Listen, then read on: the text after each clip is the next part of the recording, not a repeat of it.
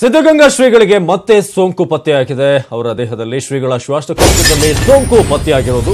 ಶ್ರೀಗಳ ಆಪ್ತ ವೈದ್ಯ ಡಾಕ್ಟರ್ ಪರಮೇಶ್ವರ್ ಅವರು ಹೇಳಿಕೆಯನ್ನ ಕೊಟ್ಟಿದ್ದಾರೆ. 5-6 ದಿನಗಳಿಂದ ಕಫ ಕಟ್ಕೊಂಡು ಸೋಂಕಾಗಿದೆ ಅಂತ ಪರಮೇಶ್ವರ್ ಅವರ ಆಪ್ತ ವೈದ್ಯರು ಈಗ ತಿಳಿಸಿರೋದು. ಶ್ರೀಗಳ ಶ್ವಾಸಕೋಶದಲ್ಲಿ ಸೋಂಕು ಕಂಡು ಬಂದಿದೆ ಅಂತ ಆಪ್ತ ವೈದ್ಯರಾಗಿರುವಂತಹ ಡಾಕ್ಟರ್ ಪರಮೇಶ್ ಅವರು ಹೇಳಿದ್ದಾರೆ. ಹೆಚ್ಚಿನ ತೊಂದರೆ ಏನಿಲ್ಲ, ಕಫದ ಒಂದು ಸೋಂಕು ಅವರಿಗೆ ಕಫ ಕಟ್ಕೊಂಡು ಸೋಂಕು ಕಳೆದ 5-6 ದಿನಗಳಿಂದ ಕಾಣಿಸ್ಕೊಂಡಿದೆ. ರಕ್ತ ಪರೀಕ್ಷೆಯ ಮೂಲಕ ಸೋಂಕು ದೃಢಪಟ್ಟಿದೆ, ಇನ್ಫೆಕ್ಷನ್ ಆಗಿದೆ. ಆದರೆ ಭಕ್ತರು ಆತಂಕ ಪಡುವಂತ ಯಾವುದೇ ಅಗತ್ಯ ಇಲ್ಲ ಅಂತ ಕೂಡ ತಿಳಿಸಿದ್ದಾರೆ. ಶ್ರೀಗಳು ಕೊಠಡಿಯಲ್ಲಿ ನಡೆದಾಡ್ತಿದ್ದಾರೆ, ಯಾವುದೇ ತೊಂದರೆ ಇಲ್ಲ. ಆದರೆ ಮತ್ತೊಮ್ಮೆ ಇನ್ಫೆಕ್ಷನ್ ಕಾಣಿಸ್ಕೊಂಡಿರೋದಂತೂ ನಿಜ. 5-6 ದಿನಗಳಿಂದ ಕಫ ಕಟ್ಕೊಂಡು ಇನ್ಫೆಕ್ಷನ್ ಆಗಿದೆ. ಈಗ ಶ್ರೀಗಳ ಆರೋಗ್ಯದಲ್ಲಿ ಏನು ತೊಂದರೆ ಇಲ್ಲ ಅಂತ ಹೇಳಿದ್ದಾರೆ. 5-6 ದಿನದಿಂದ ರಕ್ತ ಪರೀಕ್ಷೆ ಕೂಡ ಮಾಡಲಾಗಿದೆ, ಅದರಿಂದ ದೃಢಪಟ್ಟಿರೋದು ಈಗ ಇನ್ಫೆಕ್ಷನ್ ಆಗಿದೆ ಅಂತ. ಆದರೆ ಹೆಚ್ಚಿನ ಒಂದು ತೊಂದರೆ ಇಲ್ಲ, ಯಾರು ಕೂಡ ಆತಂಕ ಪಡುವಂತ ಅಗತ್ಯ ಇಲ್ಲ. ಅವರ ಕೊಠಡಿಯಲ್ಲಿ ಅವರು ನಾರ್ಮಲ್ ಆಗಿ ಓಡಾಡ್ತಿದ್ದಾರೆ ಅಂತ ತಿಳಿಸಿದ್ದಾರೆ.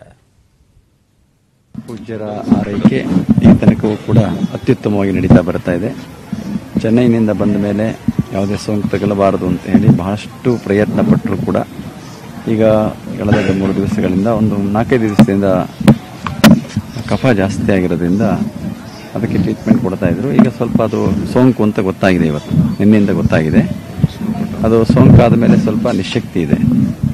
ಅದು ಆ ಸೋಂಕಿಗೆ ಏನು ಬೇಕು ಟ್ರೀಟ್ಮೆಂಟ್ ಅದನ್ನು ಈಗ ಇವತ್ತಿಂದ ಪ್ರಾರಂಭ ಮಾಡ್ತಾ ಇದ್ದಾರೆ. ಪೂಜ್ಯರಿಗೆ ಇವತ್ತು ಯಾವ ವೈದ್ಯಕೀಯ ಸೇವೆಗಳು ಬೇಕೋ ಸೌಕರ್ಯಗಳೆಲ್ಲವನ್ನು ಕೂಡ ಶ್ರೀಮಠದಲ್ಲಿ ನಮ್ಮ ಸಿದ್ಧಗಂಗಾ ಆಸ್ಪತ್ರೆಯ ವತಿಯಿಂದ ಸಂಪೂರ್ಣವಾದಂಥ ರೀತಿಯಲ್ಲಿ ವ್ಯವಸ್ಥೆ ಮಾಡಿದೆ. ಅದಕ್ಕೆ ಯಾವುದೇ ಕೊರತೆ ಆಗದ ರೀತಿಯಲ್ಲಿ ಎಲ್ಲವನ್ನೂ. ವ್ಯತ್ಯಾಸ ಏನಂತಂದ್ರೆ, ಈಗ ಲಾಂಗ್ ಸ್ಟ್ಯಾಂಡಿಂಗ್ ಕಫ ಏನಿರುತ್ತಲ್ಲ, ಜಾಸ್ತಿ ದಿವಸ ಸ್ಟಾಗ್ನೆಂಟ್ ಆಗಿ ಜಾಸ್ತಿ ದಿವಸ ಉಳ್ಕೊಂಡಾಗ ಅದೊಂದು ಸ್ವಲ್ಪ ಇನ್ಫೆಕ್ಷನ್ ಆಗಬಹುದು ಅನ್ನೋ ಇದ್ದೇ ಇರ್ತದೆ. ಅದರಲ್ಲಿ ಒಂದು ಸ್ವಲ್ಪ ಸೋಂಕು ಕಾಣಿಸ್ತಾ ಇದೆ. ರಕ್ತ ಪರೀಕ್ಷೆಗಳಲ್ಲಿ ಇದರಲ್ಲಿಲ್ಲ. ಇವತ್ತು ನಿನ್ನೆ ಸಂಜೆ ಗೊತ್ತಾಯ್ತು.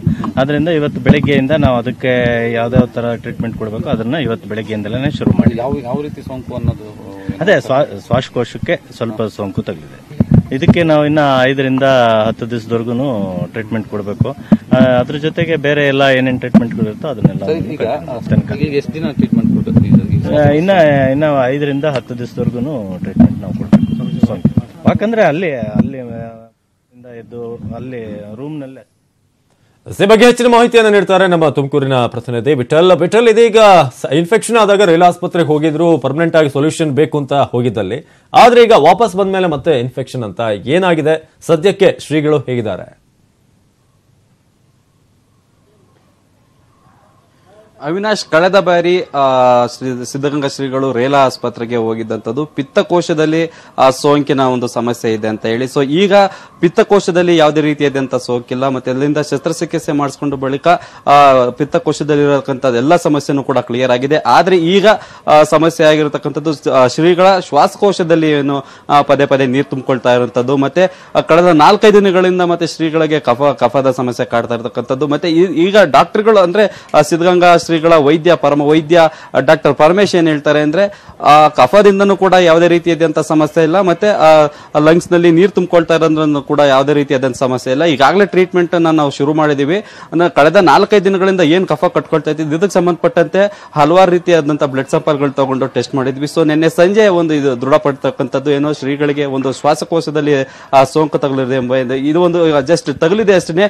ಬಟ್ ಅದನ್ನ ಆದಷ್ಟು ಬೇಗ ಬರೀ 6-7 ದಿನ ನಾವು ಟ್ರೀಟ್ಮೆಂಟ್ ಕೊಟ್ರೆ ಆದಷ್ಟು ಬೇಗ ಇದು ಕ್ಲಿಯರ್ ಆಗುತ್ತೆ ಅಂತ ಹೇಳಿ ಸಿದ್ಧಗಂಗಾ ಪರಮ ಡಾಕ್ಟರ್ ಪರಮೇಶ್ ಹೇಳ್ತಕ್ಕಂಥದ್ದು. ಮತ್ತೆ ಈ ಬಗ್ಗೆ ಶ್ರೀಗಳು ಕೂಡ ಒಂದು ಹೇಳಿಕೆ ನೀಡಿರ್ತಕ್ಕಂಥದ್ದು ಏನು, ಕಳೆದ ಸಿದ್ಧಗಂಗಾ ಶ್ರೀಗಳನ್ನ ರೇಲಾ ಆಸ್ಪತ್ರೆಯಿಂದ ಕರ್ಕೊಂಡ್ಬಂದ ಕೂಡ ಅವರಿಗೆ ಯಾವುದೇ ರೀತಿಯಾದಂತಹ ಇನ್ಫೆಕ್ಷನ್ ಆಗಬಾರ್ದು ಎಂಬ ನಿಟ್ಟಿನಲ್ಲಿ ನಾವು ಮಠದಲ್ಲೇನೆ ಸುಮಾರು ಅವರು ಏನು ಕೊಠಡಿ ಇದೆ ಅದನ್ನೇ ಕೂಡ ICU ರೀತಿಯಲ್ಲಿ ನಾವು ಮಾತಾಡ್ತೀನಿ. ಈಗ ಕಿರಿಯ ಶ್ರೀಗಳಾದಂತಹ ಸಿದ್ಧಲಿಂಗ ಸ್ವಾಮೀಜಿ ಅವರು ನಮ್ಮ ಜೊತೆ ದೂರವಾಣಿ ಸಂಪರ್ಕದಲ್ಲಿದ್ದಾರೆ. ನಮಸ್ತೆ ಸ್ವಾಮೀಜಿ ಅವರೇ. ಈಗ ಶ್ರೀಗಳ ಆರೋಗ್ಯ ಹೇಗಿದೆ?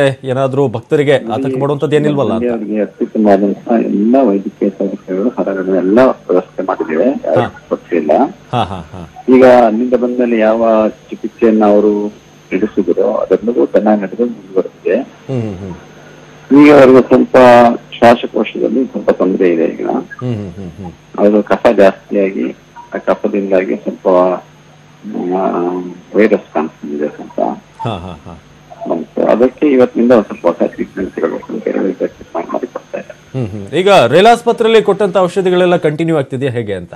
ರೇಲ್ ಆಸ್ಪತ್ರೆ ಅದು ಮುಗಿದಿದೆ. ನಿನ್ನಿಂದ ಅವನು ಅವ್ರು ಏನ್ ಹೇಳ್ತಾರೆ ಅದೆಲ್ಲ ಮುಗಿದ. ಅವ್ರಿಗೆ ಅವಾಗಲೂ ಕಾಂಟ್ಯಾಕ್ಟ್ ನಾನು ಇರ್ತಾರೆ ಡಾಕ್ಟರ್ ಹತ್ರ ಕೇಳ್ತಾ ಇರ್ತಾರೆ. ಅದೊಂದು ಸೊ ಇದಕ್ಕೆ ಇಲ್ಲಿನ ಒಂದು ಇದೇ ಸಾಕಾಗತ್ತಾ ಅಥವಾ ಏನಾದ್ರು ಮತ್ತೆ ಬರ್ಬೇಕಾಗತ್ತಾ ಈಗ ಚೆನ್ನೈನಿಂದ ಆತರ ಏನಾದ್ರು?